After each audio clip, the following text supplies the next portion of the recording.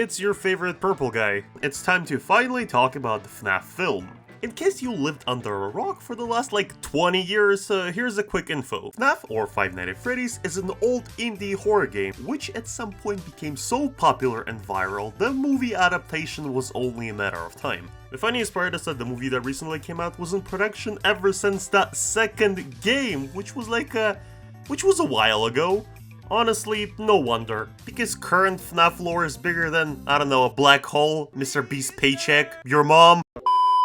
Also, bruh, Scott Colton, creator of Francise, works in the film, right? So the lore finally is gonna be explained properly, without metaphors and stuff. Fans were excited. I was a little skeptical, because when Fnaf's books were coming out, everyone also screamed that finally, the lore is explained! Spoiler alert, no. Even after books, after all the games, after a movie, people still argue which theory is correct. When, well, I guess it's time to add my 2 cents to the issue. But don't think that video is not gonna be interesting because people already reviewed this movie. I brought up some hot takes and some inconsistencies in FNAF's lore, especially when some lore and story in the movies are literally copy and paste from books, which, well, I thought were supposed to be like alternative timeline or something. Like I said, FNAF's lore is a little messy. We'll also talk about MatPat's weird cameo and why this movie generally doesn't understand the FNAF universe. Oh yes, and don't forget theories, memes, MatPat could have been purple guy, bro. Anyway, the movie right away starts with a scene that is pretty much out of place in here. You see, the movie literally starts with some random night guard who is being tortured, yay!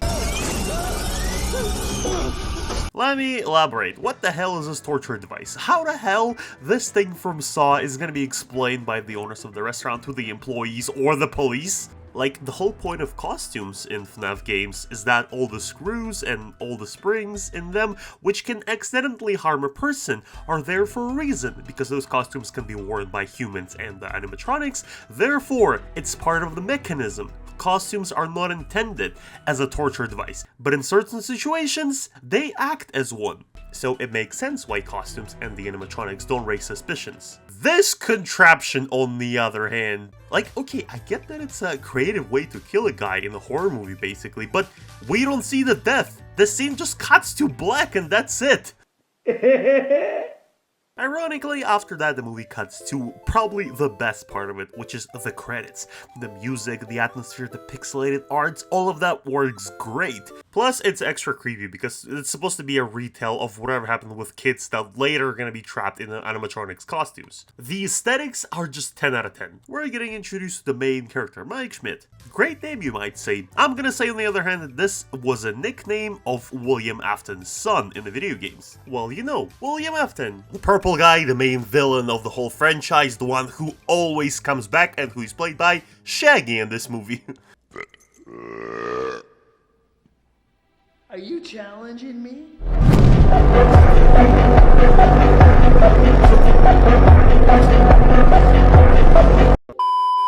And I have no problem with casting. The choice of the actor is actually great. However, the twist with Mike Schmidt and William Afton's son, well, it's not even a twist, really. Mike Schmidt is just some random guy who has nothing to do with Purple Guy and any other stuff. This is just one of the many references Scott Colton decided to insert into the film. Mike and his little sister Abby are living in America, which means they're really poor. In addition, Mike has constant Vietnam flashbacks because his brother was kidnapped by a serial killer when he was younger. Because of that, it is really difficult for him to get a job. On the other hand, well, I don't know, Mike. I work in Amazon currently, and, well, these guys hire literally anybody. There's that man in the boat. No, he jumped in. Anyway, after that, right away, Mike goes to career counselor, who is William. Oh wait, never mind. It's just Steve. No way, Minecraft reference in the FNAF movie. And okay, if the scene with the chair, in my opinion, was the worst part of the movie, this part of the movie is probably the best. In my opinion, both Matthew Lillard and George Hutcherson played the roles amazingly. Not only there's so much tension in the air from like just a simple dialogue, but also Steve at first just doesn't care until he reads Mike's name, and after that he seems pretty friendly. Tell me you don't think this is suspicious. With a few memes. Given your track record, your options are going to be extremely limited. He finally proposes Mike a job, which is being a night guard at the Five Nights at Freddy's pizzeria. He also tells Mike a couple of fun facts about pizzeria. When Mike gets there, we see the iconic tapes. Everything looks great. There's amazing atmosphere in those shots. But unfortunately, just like with the credits, after something amazing, movie gives us something boring.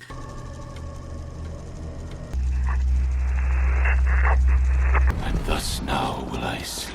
Yes, I'm not kidding. Every time he shows up at pizzeria, instead of doing his job, he just swallows some pills and falls asleep.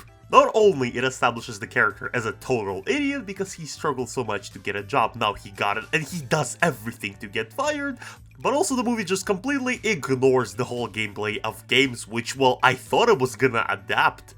In games, the night guard looks through the cameras, he watches the animatronics as they move around the building, and he tries not to get caught. In here, Mike just sleeps.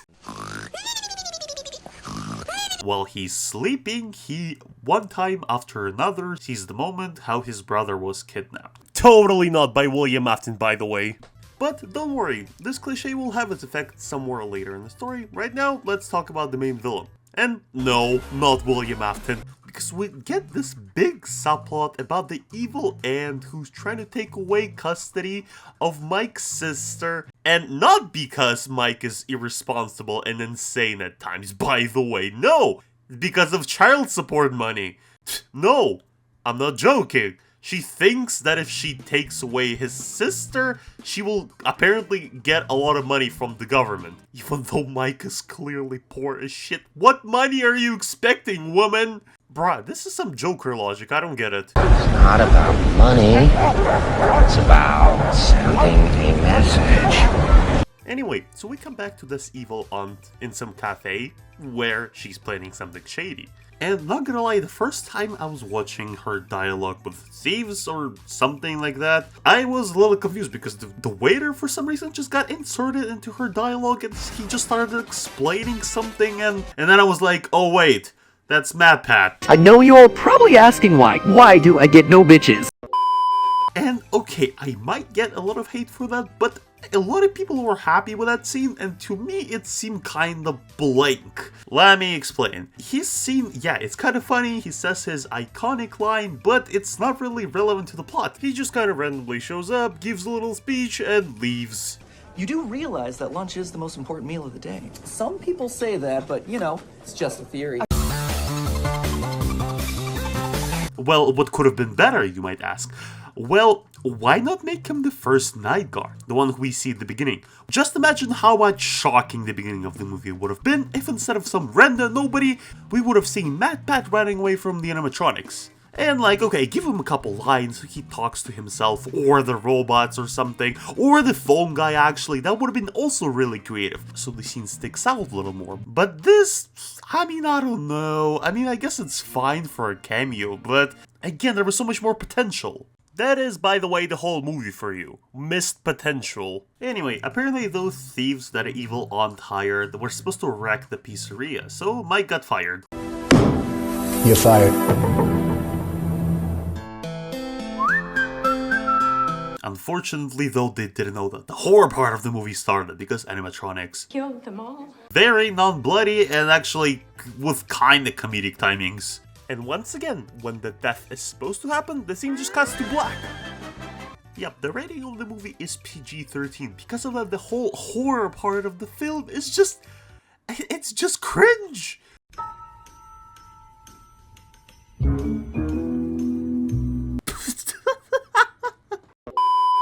The only actual scary theme that works like it's supposed to work is the moment when Abby's babysitter comes into the room, Freddy is standing there silently, and we only hear a child voice. This moment actually gave me goosebumps, but once again, this movie isn't about that. I don't know, it's either Scott Cawthon or the Blumhouse themselves didn't want to spend a lot of money on that because, well, I don't know why it's so poorly done.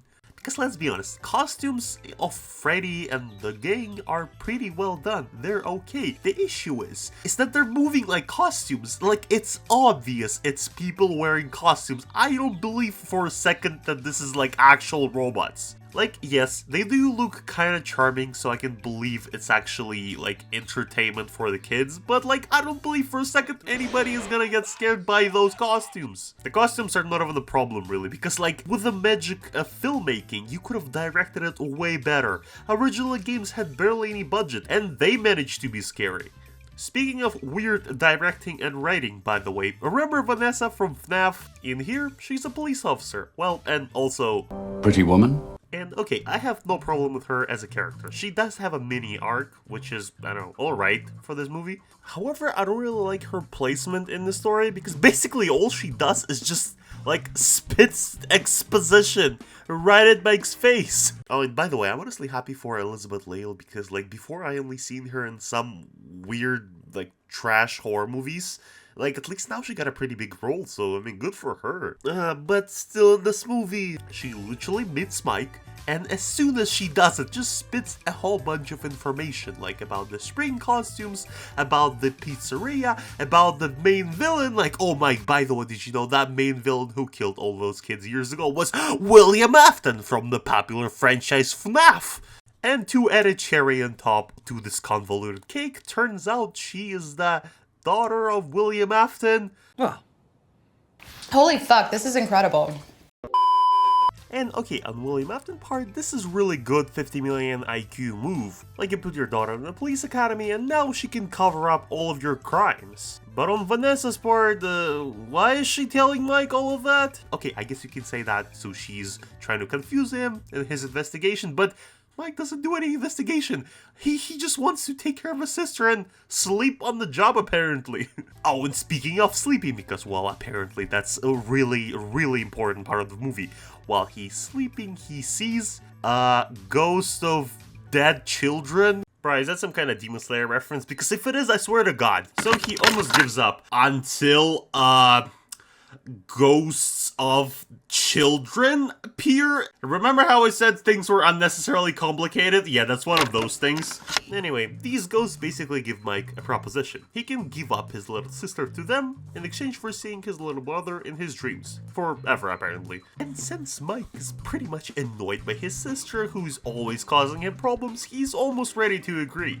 To be completely honest, we can skip this entire subplot, because Fnaf animatronics demanding something from the main character, trying to trade in his sister from the sweet dreams of him seeing his brother, doesn't make a lot of sense, because all the animatronics are being controlled by William Afton. Which, by the way, Scott, are you running out of ideas? You literally had the same plot in one of the Fnaf's books. Like, the finale of one of the books literally turns out that William Afton is controlling the animatronics because the kids think he's their friend, but in reality, when they realize he's not, they attack him, and that's how they resolve the whole trilogy of books, by the way. Oh, and spoiler alert, that's exactly what happens in the movie. But we'll get to that. Right now, let's talk about probably the most criticized scene of FNAF film, because Vanessa, Abby, Mike, and all the animatronics are friends now.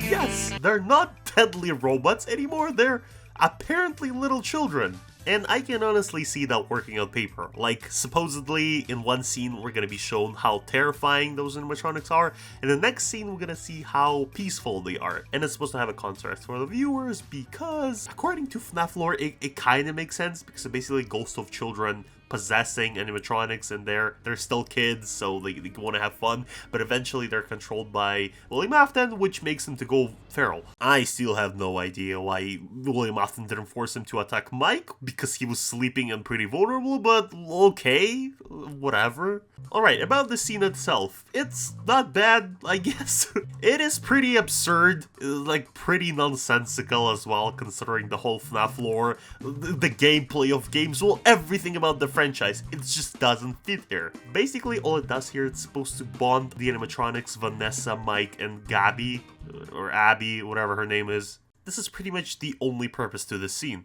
Because later, one of the animatronics is gonna show up at Mike's house, take Abby back to pizzeria to do something I cannot say on YouTube.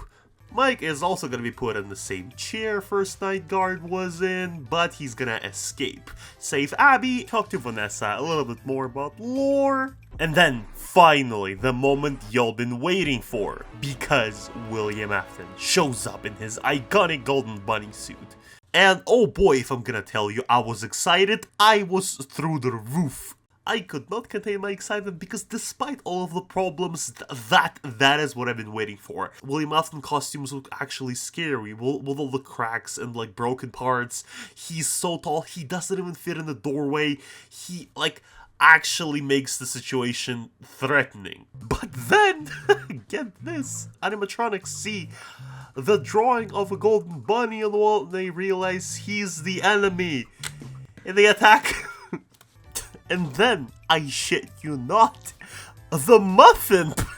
I did not really mention it, but there is a character of Muffin, which apparently has also a soul of a child inside of it. Because it pretty much acted on its own and it actually did most of the kills.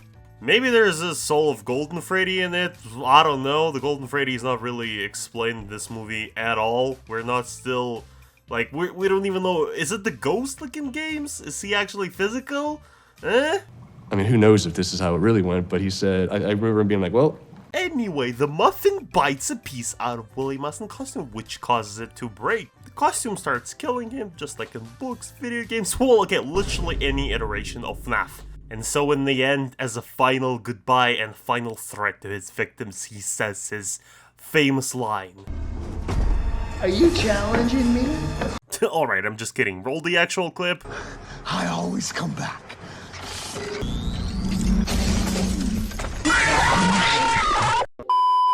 And then animatronics take him away. The day is saved, Mike is probably gonna bone Vanessa, everyone leaves happily ever after. Alright, to be completely honest, in conclusion, I gotta say I have mixed feeling about this film. Because like I already said, it kind of fails to understand FNAF universe, fails to understand what the hell horror is. But in a way, it did give me everything I wanted. I had fun watching it, after all. And honestly, if you think about it, the movie was in production literally ever since the third FNAF came out. And the studio changed. Originally, Warner Brothers was supposed to do it. Directors changed, actors changed, the screenwriters changed for that movie. It was bound not to be perfect. On the other hand, can you make a better movie if you think about it? Because logically, let's be honest, FNAF full plot, like I said, is a mess. It is kinda difficult to make a FNAF movie that will appeal to everyone and plus will tell you a consistent story. Because like, if we would have taken Mike Afton as the main protagonist for the movie, it just wouldn't have worked. Because he knows the whole story. He knows that William Afton is the villain. He knows the whole situation with animatronics. He knows what happened to Pizzeria. So, like, it's just not gonna work. We kinda needed a movie where main character also doesn't know what's happening, just like all the viewers. So I guess it was more or less fine to see what we got. It would have been, of course, way better if the movie was at least, well, scary, but okay. However, I still have hope that the second movie is gonna be way better, because y'all remember what the second game was? It was a prequel, right? About the golden years of Freddy Fazbear Pizzeria, where William Afton was still in charge, and when he was starting all the story. I cannot wait to see it on the big screen, honestly, and I hope you too. And I guess that is it for today. Give me a like, subscribe, tell me in the comments, well, something, and see ya.